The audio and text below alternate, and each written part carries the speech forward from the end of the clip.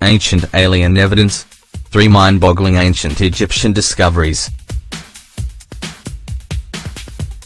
Why is it that we have absolutely no idea why ancient Egyptians built pyramids?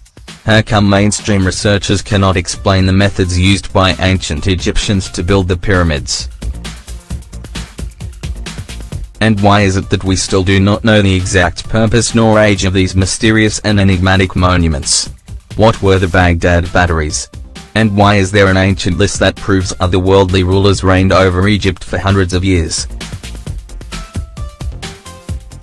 It is possible that the pyramids had a far greater purpose in the distant past?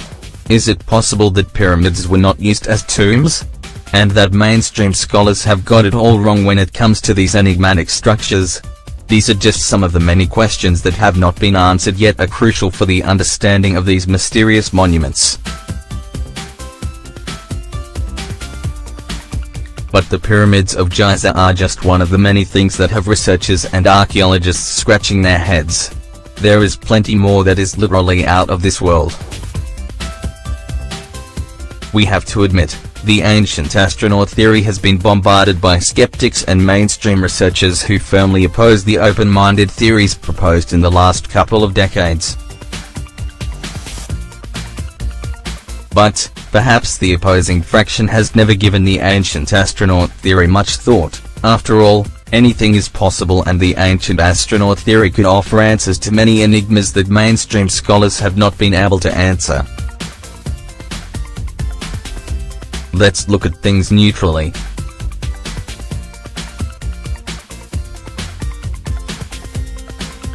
The Great Pyramid of Giza, not a tomb.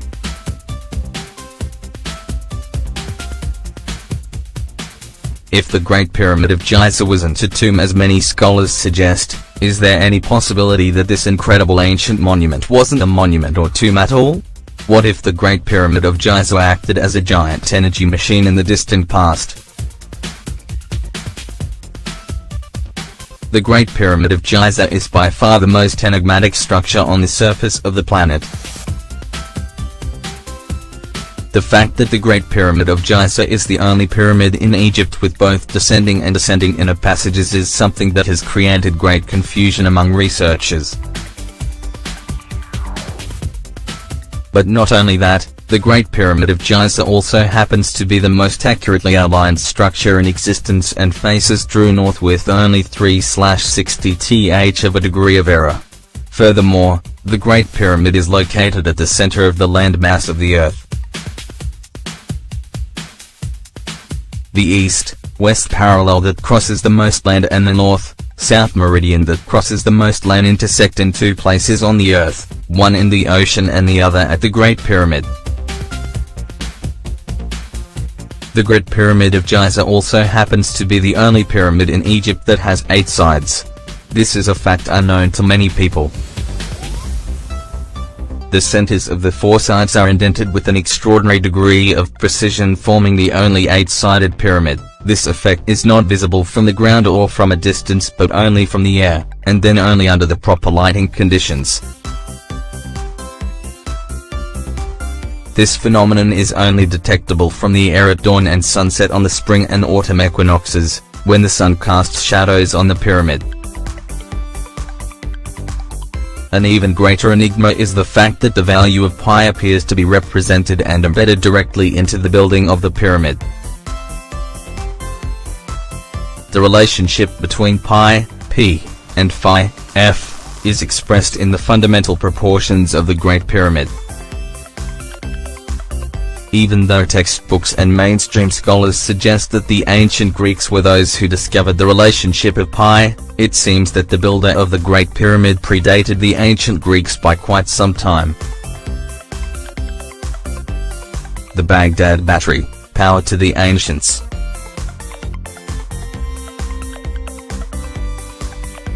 They are a one-off. As far as we know, nobody else has found anything like these. They are odd things, they are one of the life's enigmas. Dr.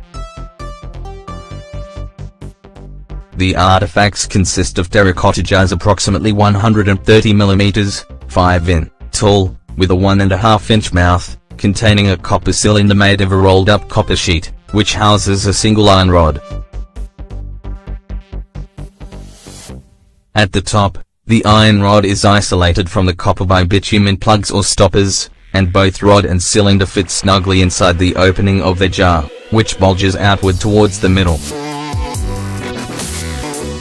Now if these artifacts are real batteries, they would predate Alessandro Volta's 1800 invention of the electrochemical cell by more than a millennium.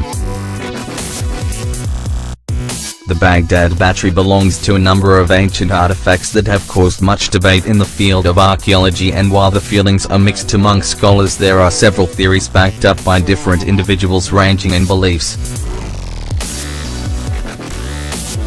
Ancient astronaut theorists suggest that ancient Egyptians were very familiar with the Baghdad batteries. They might have been used to provide light in the chambers of the pyramids and other places according to their theories.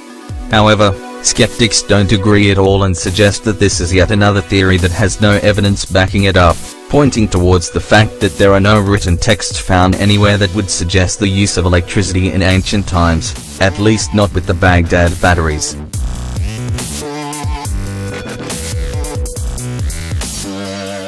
But what if this is another part where skeptics are wrong? What if the ancients had a way to harness electricity? Is it possible that they could have created devices like the Baghdad batteries which were able to produce electricity? It is possible that ancient mankind used these batteries to power devices. It is also possible that they figured out a way to connect them and generate more power to feed several devices that could have been used in construction and transportation. This would help explain a small percentage of achievements by ancient mankind. It just sounds more logical when you think of it. Curiosity and surprise have been present when trying to figure out how did the ancients in Egypt achieve their artistic and technical perfection in total darkness in the immense underground corridors that are found in countless monuments in different necropolis through Egypt. Just how did they manage these incredible feasts without a constant light source? That is a question that has been partially answered by archaeologists and historians, but these theories haven't been accepted by everyone. An impressive hypothesis has been present when it comes to ancient Egypt, as a growing number of researchers argue that we should no longer accept the popular version of who actually invented electricity.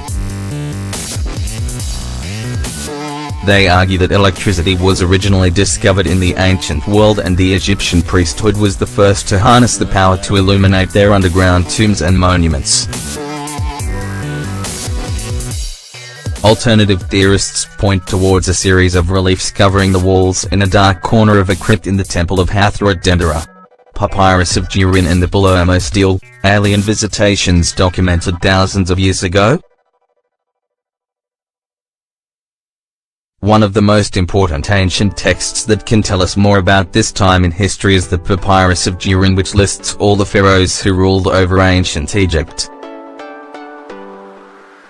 Interestingly, mainstream scholars have only partially accepted this ancient document, suggesting that half of it can be considered as a myth since they are unable to fully understand it. Not only does this list include all of the official historic pharaohs of ancient Egypt, it also includes the deities or gods who came from above and reigned over the lands of Egypt before the first mortal pharaoh of Egypt, with a lineage that spreads over 13,000 years.